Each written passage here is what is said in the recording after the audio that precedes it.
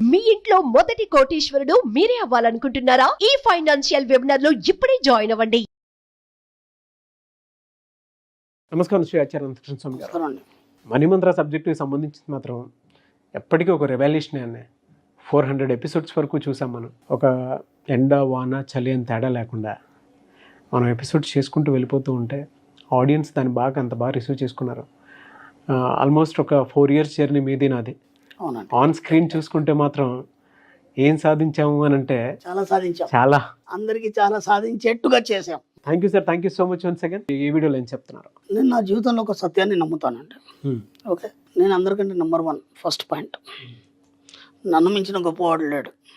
నేను గొప్ప ధనవంతుని. నేను ఏదైనా చేయగలను, ఏదైనా సాధించగలను. ఓకే, నేను ఎంతైనా సంపాదించగలను, ఎంతైనా ఖర్చు పెట్టగలను. ఓకే, నేను ఎప్పుడు ఎవరితోని పోను. నాకు నేను ఒంటరిగానే ప్రయాణం చేస్తాను. ఎందుకు ఇవన్నీ చెప్తున్నానంటే నీ జీవితంలో నువ్వు ఏదైతే నమ్ముతావో అది మాత్రమే సాధ్యమవుతుంది.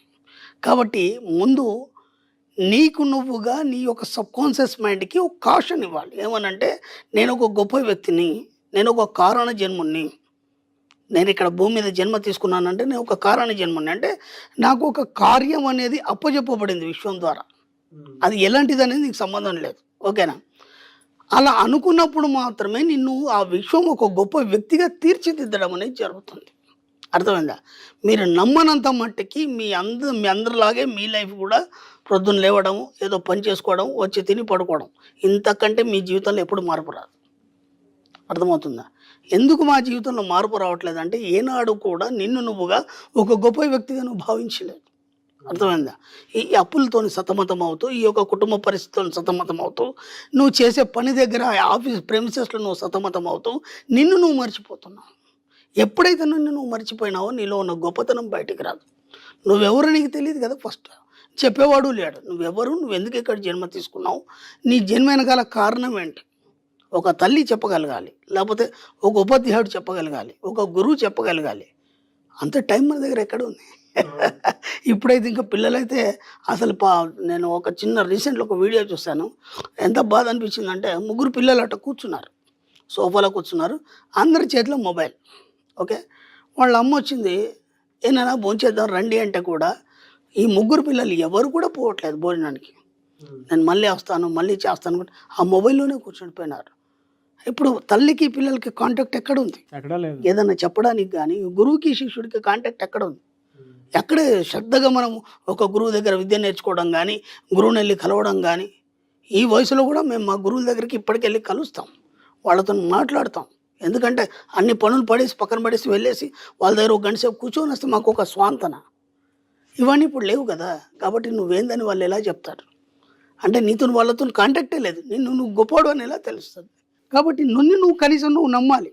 ఎందుకంటే నేను గొప్పవాడిని, నేను ఒక కారణ జన్ముని, నాతో ఏదో కార్యం సాధించబడేది ఉంది, అందుకని నేను ఇక్కడ జన్మ తీసుకున్నాను అన్నప్పుడు ఏమవుతుందంటే నీకు దిశానిర్దేశం చేయడం అనేది జరుగుతుంది విశ్వం ద్వారా.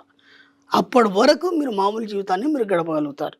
ఇప్పుడు అలా అనుకున్నప్పుడు మీరు గొప్ప వ్యక్తిగా అనుకోవడం కాకుండా దాన్ని భావించడం అనేది జరగాలి ఫస్ట్. ఓకేనా? గొప్ప వ్యక్తిగా అన్నప్పుడు నువ్వు దాన్ని భావించడం జరగాలి. మీ యాటిట్యూడ్ కూడా అంతా ఎలా ఉండాలంటే కంప్లీట్ డిఫరెంట్గా ఉండాలి. అందరితో కలిసిపోతే మళ్ళీ మీరు గొప్ప వ్యక్తి కారు. మీకు మీరు ఆలోచించాలి, మీకు మీరుగా ఉన్నతంగా ఎలా జీవించాలి, ఎలా నీ యొక్క యాటిట్యూడ్ని మార్చుకోవాలి, ఎలా సంపాదించాలి.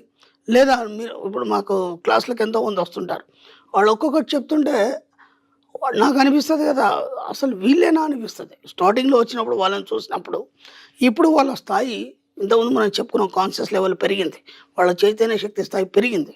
అవును. వాళ్ళు ఎంత బాగా చెప్తారంటే నేను ఒక ఫ్యాక్టరీ పెట్టదలుచుకున్నాను, ఈ దాంట్లో ఇంతమందికి ఇంప్లిమెంట్ చేయదలుచుకున్నాను. ఇంకా కొందరు లేడీస్ పాపం వాళ్ళు హోమ్లీగా ఇంట్లోనే ఉండేవాళ్ళు, ఈరోజు వాళ్ళు కూడా ఏదో ఒక పరిశ్రమ కానీ లేదంటే ఒక 10 మందికి ఎంప్లాయ్మెంట్ కలిగించే స్థాయికి తీసుకెళ్లారు వాళ్ళు. ఇవన్నీ ఎలా వచ్చాయి అంటే అప్పటి వరకు నిన్ను నువ్వు గుర్తించలేదు.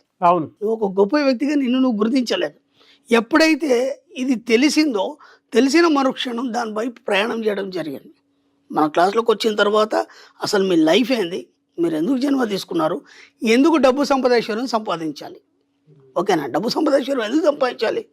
అందరూ సంపాదిస్తారు కదా, మీరెందుకు సంపాదించాలి, దాని వెనుక కారణాలు ఏంటి, దానికోసం మీరు ఏం ప్రయత్నాలు చేయాలి, ఇవన్నీ మనం క్లాస్లో 1 by 1 అన్నీ మనం వివరించినప్పుడు ఏమవుతుందంటే అప్పుడు వాళ్ళల్లో ఉన్న గొప్పతనం అనేది బయటపడుతుంది.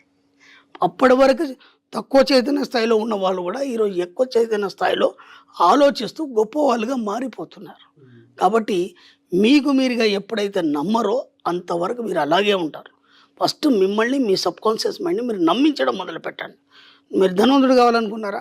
ఎస్, నేను ఒక గొప్ప ధనవంతుని. Yes, okay. నేను ఒక గొప్ప వ్యక్తిని కావాలనుకున్నారా? ఎస్, నేను ఒక గొప్ప వ్యక్తిని. ఓకే. ఇప్పుడు మన ప్రముఖులు ఎంతోమంది ఉన్నారు, మన సీనియర్లు కానీ లేకపోతే పెద్దవాళ్ళు, గొప్ప గొప్ప వాళ్ళు ఒక్కొక్క సబ్జెక్ట్లో వాళ్ళు అంతంత గొప్ప గొప్ప స్థాయిలో ఉన్నారు. వాళ్ళు ఎందుకు అలా అయ్యారు? వీళ్ళందరూ ఎందుకు ఇలా లేరు? ఇప్పుడు అదే సబ్జెక్ట్ అందరు చదివిన వాళ్ళు ఉన్నారు కదా, మరి దాంట్లో ఒక్కడే అంత గొప్ప స్థాయికి ఎందుకు వెళ్ళాడు? ఎవరికి రాని ఆలోచన వీళ్ళకే ఎందుకు వచ్చింది? ఇప్పుడు మోక్షగుండ విశ్వేశ్వరయ్య గారు ఉన్నారు, అంత గొప్ప ఎందుకు అయినారు వాళ్ళు? ఇప్పుడు ఆయన తర్వాత ఎంతోమంది ఇంజనీర్లు వచ్చారు, మంచి మంచి కట్టడాలు కట్టారు. ఆయన ఇప్పటికి ఆయన పేరే మనం ఎందుకు చెప్పుకుంటున్నాం? అంత కాన్షియస్ స్టేజ్ ఎవరు చూడలేదు ఆ సబ్జెక్ట్లో. ఎస్, ఒక్కొక్కటి ఆయన జీవిత చరిత్ర చదువుతుంటే ఒళ్ళు గగురు పడుస్తుంది. ఆయన చేసినటువంటి ఆలోచనలు కానీ ఆ యొక్క కట్టడాలు కానీ అవన్నీ వాళ్ళు ఆ స్థాయికి వెళ్ళారంటే వాళ్ళ చైతన్య శక్తి స్థాయి చాలా హై లెవెల్లో ఉంది. అంటే వాళ్ళని వాళ్ళు నమ్మారు ముందు. ఆ నమ్మినప్పుడు మాత్రమే మీ జీవితంలో ఆ స్థాయికి వెళ్ళడం జరుగుతుంది. కాబట్టి మీరు మీ సబ్కాన్షియస్ మైండ్ నమ్మించండి. మీరు ఎందుకు జన్మ తీసుకున్నారు? నేను స్టార్టింగ్లో చెప్పాను, నేను చాలా గొప్పవాడిని, నన్ను మించిన గొప్పవాడు లేడు. Yes, okay. అలా మీ యొక్క సబ్కాన్షియస్ మైండ్ మీరు ఎప్పుడు నమ్మిస్తారో పదే ఈ అఫర్మేషన్స్ చేయండి మీరు. ఓకే. మీరు ఊహించండి పదే మీకు ఏం కావాలి, మీ సబ్జెక్ట్లో మీరు ఎంత స్థాయికి వెళ్ళాలి, మీ సబ్జెక్ట్లో మీరు ఎంత స్థాయికి వెళ్ళాలి. ఇక్కడ ఇంకొక కన్ఫ్యూజన్ ఉంది. ఒక స్టూడెంట్ ఉన్నాడు, అతను ఒక సబ్జెక్ట్లో ఉన్నాడు. ఆ సబ్జెక్ట్లో గొప్ప వాళ్ళ గురించి అందరికీ నాకు చెప్తున్నాడు ఆ అబ్బాయి. వాళ్ళ సబ్జెక్ట్లో ఎంత డెప్త్కి వెళ్ళారు, వాళ్ళు ఏమేమి కనిపెట్టారు అదంతా నాకు చెప్తున్నాడు.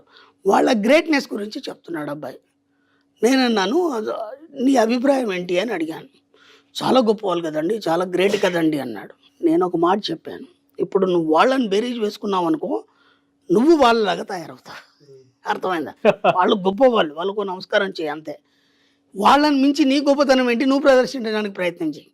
లేకపోతే ఏమవుతుంది, నువ్వు వాళ్ళని మైండ్లో పెట్టుకున్నావు అనుకో, మళ్ళీ యాజిటీస్గా నువ్వు కూడా అలాగే తయారైపోతావు. అర్థమైందా?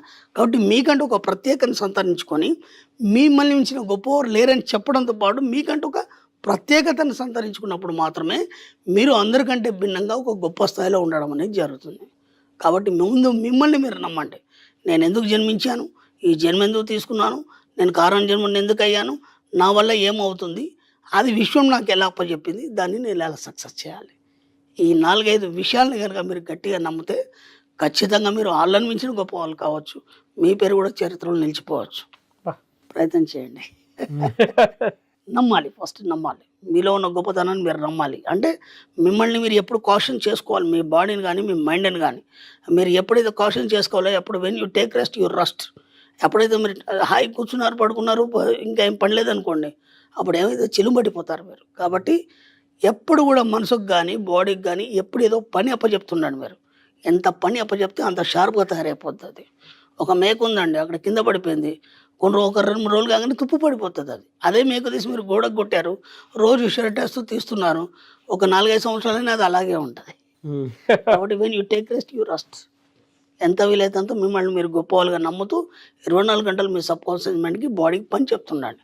ఎప్పుడు అలర్ట్గా ఉంటారు, షార్ప్గా ఉంటారు. గ్రేట్ సార్, థ్యాంక్ యూ అండి. Thank you so much Shri Acharya Anantakrishna Swami garu. Thank you అండి.